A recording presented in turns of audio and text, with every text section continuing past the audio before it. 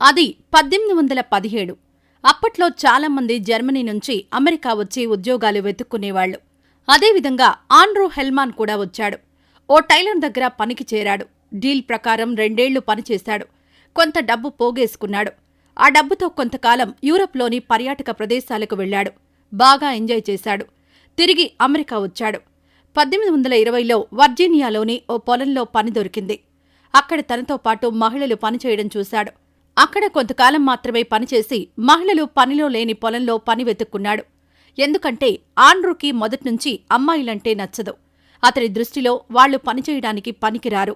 మగాళ్లకు మహిళలు బానిసలుగా ఉంటూ చెప్పిన పని చేస్తూ బతకాలి అన్నది ఆండ్రూ ఆలోచన. ఇలాంటి భయంకరమైన ఆలోచనతో ఉన్న ఆండ్రూ ఓ రోజు 20 ఏళ్ల జార్జి ఎబెల్ని చూశాడు. ఎబెల్ బాగా నచ్చేసింది. మంచి అమ్మాయి, అమాయకురాలు, మెరిసే పెద్ద కళ్లతో ఆకట్టుకునేది. తన ప్రేమ విషయాన్ని ఆమెకు చెప్పేశాడు. 1821 డిసెంబర్లో ఇద్దరూ పెళ్లి చేసుకున్నారు. అమ్మాయిలంటేనే అసహించుకునే ఆండ్రూ ఎబెల్తో ఎల్లకాలం ఉంటాడని అనుకోగలమా? క్రమంగా ఆమెపై అతనికి ఆసక్తి తగ్గిపోసాగింది. కొన్ని నెలలకే మోజు తీరిపోయింది. కాని ఎబెల్ తల్లిదండ్రుల ఇంట్లో ఉంటున్నందువల్ల ఆండ్రూ తనలోని క్రూర మృగాన్ని బయటకు రానివ్వకుండా జాగ్రత్తపడ్డాడు. కొన్నాళ్లకు మొదటి బిడ్డ లూసియా పుట్టింది. ఆడపిల్ల పుట్టగానే ఆండ్రూ అష్టదరిద్రాలు తనకు చుట్టుకున్నట్లు ఫీలయ్యాడు. 1823లో ఎబెల్కి రెండో సంతానంగా మగబిడ్డ హెన్రీ పుట్టాడు. భార్యపై తనకున్న కోపాన్ని అనుమానం రూపంలో వ్యక్తం చేయడం మొదలుపెట్టాడు. ఈ పిల్లలు నా పిల్లలేనా అని అడగడంతో ఆమెకు మతిపోయింది. ఎలా నమ్మాలి? నాకు నమ్మకం కలగట్లేదు అంటూ ఆమెను మానసికంగా దెబ్బతీశాడు. 1826లో అత్తారింటి నుంచి వెళ్లిపోయి దగ్గర్లోనే మరోచోట కాపురం పెట్టారు ఆండ్రూ ఎబెల్ దంపతులు. 1827లో మూడో బిడ్డగా జాన్ పుట్టాడు. నీకు మరో బిడ్డ పుడితే నిన్నూ పిల్లల్ని కూడా చంపేస్తాను అని బెదిరించాడు. ఆ తర్వాత ఇంటిపైనే విరక్తొచ్చి కొన్ని నెలలపాటు బయటకు వెళ్లిపోయాడు. ఎబెల్ తల్లిదండ్రులు బతిమలాడి అతన్ని తిరిగి కూతురి చెంతకు చేర్చారు. ఆండ్రూ తిరిగి వచ్చినా ఏ క్షణాన ఏం చేస్తాడో అనే భయం ఎబెల్కి, పిల్లలకి ఉంది. ప్రతిదానికి రుసరుసలాడుతున్న అతని ప్రవర్తన వారిలో టెన్షన్ను మరింత పెంచింది. ప్రతిరోజూ నరకంలాగే ఉండేది.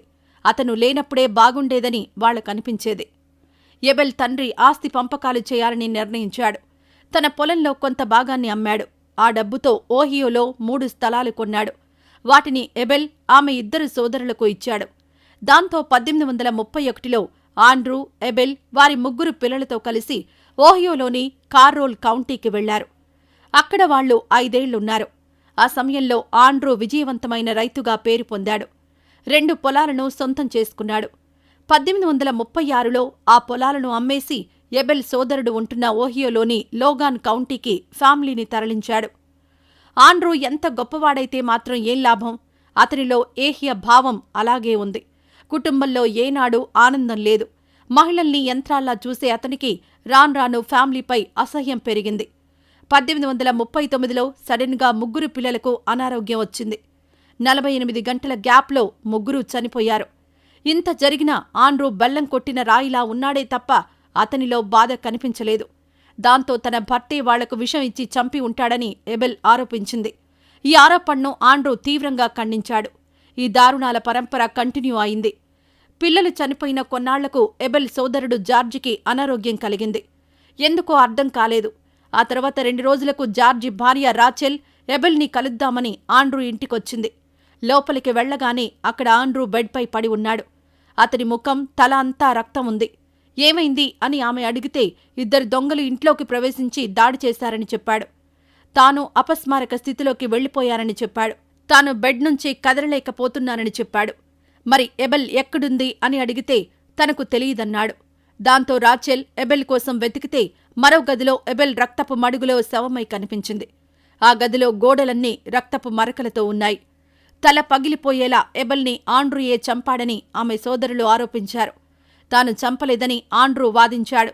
ఇలా కోర్టులో 2 వైపులా వాదనలు జరిగాయి. ఎబెల్ తలపై 6 కోతలున్నాయి. చేతులకు గాయాలున్నాయి.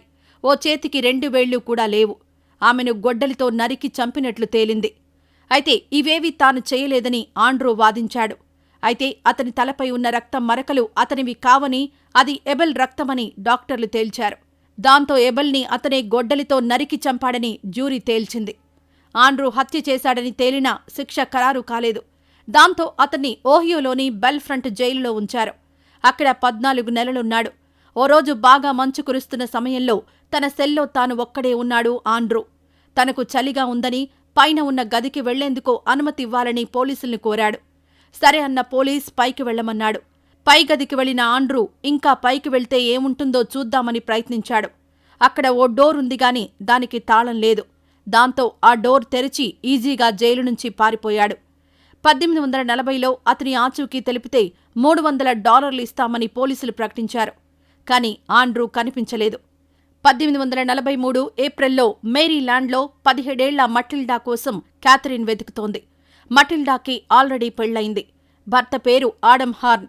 వయస్సు 51 ఏళ్లు.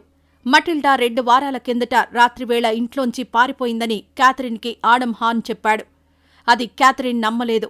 కాని మటిల్డా కోసం సెర్చ్ ఆపరేషన్ మొదలైంది. ఆడమ్ హార్న్ ఇంటికి ఓ 1/2 కిలోమీటర్ దూరంలో పోలీస్ కుక్కలు ఓ గొయ్యి దగ్గర ఆగాయి. ఆ గొయ్యిలో ఓ కాఫీ సంచి ఉంది. అది పెద్ద సంచే. దాన్ని తెరిచి చూస్తే తలలేని మొండెం కనిపించింది. చేతులు కాళ్ళు లేవు. అది మటిల్డా బాడీయే అని క్యాథరిన్ చెప్పింది. ఆ తర్వాత అక్కడే మరింతగా వెతికారు. మరో కాఫీ సంచి దొరికింది. అందులో చేతులు కాళ్ళు తలా దొరికాయి. మటిల్డాని ఆడమ్ హార్నే చంపేశాడని క్యాథరిన్ ఆరోపించింది. ఇంటికొచ్చి చూస్తే ఆడమ్ హార్న్ పారిపోయాడు. ఆడమ్ హార్న్ కోసం పోలీసులు వెతుకుతున్న సమయంలో ఆండ్రూ, ఆడమ్ ఇద్దరికీ ఒకే రకమైన పోలికలున్నట్లు పోలీసులు గుర్తించారు. బట్టతల, జర్మన్, వయస్సు 50 ఏళ్లు, ఇంగ్లీష్ మాట్లాడ్డం. ఈ పోలికలు ఇద్దరికీ ఒకేలా ఉన్నాయి. ఆడమ్కి కుడి చేతికి ఓ వేలు ఉండదని క్యాథరిన్ చెప్పడంతో ఆ గుర్తుతో వెతికి మేరీలాండ్లో అతన్ని అరెస్ట్ చేశారు. ఆండ్రూ పేరు మార్చుకుని మటిల్డాని పెళ్లి చేసుకున్నట్లు గుర్తించారు. ఇలా అతను 2 అమ్మాయిలను పెళ్లాడి ఇద్దర్నీ చంపేశాడని గుర్తించారు. మొదటి కేసులో అతన్ని శిక్షించేందుకు ఓహియో గవర్నర్ తమకప్పగించాలని కోరగా మేరీలాండ్ గవర్నర్ ఒప్పుకోలేదు. ముందు తమ రాష్ట్రంలో చేసిన హత్యకు శిక్ష వేశాకే అప్పగిస్తామని చెప్పారు. ఆండ్రూని ఓహియోకి అప్పగిస్తే తప్పించుకుంటాడని భావించడం వల్లే మేరీలాండ్ గవర్నర్ అతనికి వెంటనే శిక్ష పడేలా చేశాడు. 1843 నవంబర్లో ఆండ్రూ, ఆడమ్ హార్న్ పేరుతో మటిల్డాని గొడ్డలితో నరికి హత్య చేసినట్లు కోర్టు తేల్చింది. జనవరిలో శిక్ష అమలైంది. బాల్టిమోర్ జైలు యార్డ్లో అందరూ చూస్తుండగా ఉరితీశారు. ఆ శిక్ష అమలును దాదాపు 10,000 మంది దాకా చూశారు. ఆ తర్వాత అతని శవాన్ని ఓహియోకి పంపారు. అక్కడ ఖననం చేశారు. ఇలా మహిళలంటే ఏహ్యభావం పెంచుకున్న ఓ దుర్మార్గుడి వల్ల 2 మహిళలు, 3 పిల్లలు చనిపోయారు.